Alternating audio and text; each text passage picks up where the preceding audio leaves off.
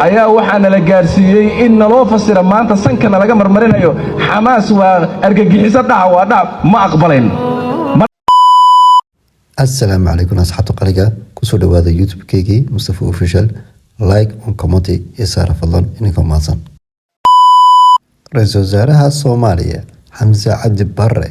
أو قطبت كجيدي وقطبت داسنا كسو دحداري حماس أو ديدي مرنا إنا تلمامين أركا حسدا إلا لقى استبال قطبت ديسي فضلا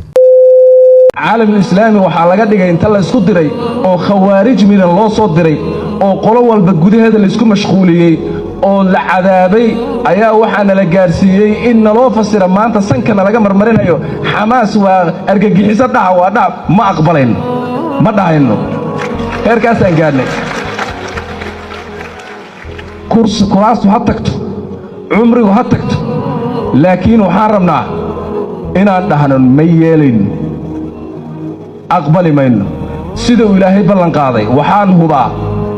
وان هبا ديجا كدا هذا يا ولادن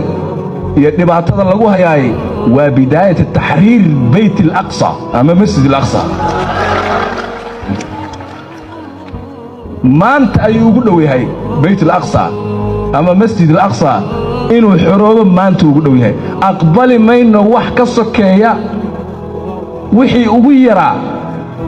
ugu yaraa oo ahaa xal dawladeyn oo laba dawladood in la aqbalo haddaadan kiyaanka yahuudda u daynay inaan dawladnimo u aqbalno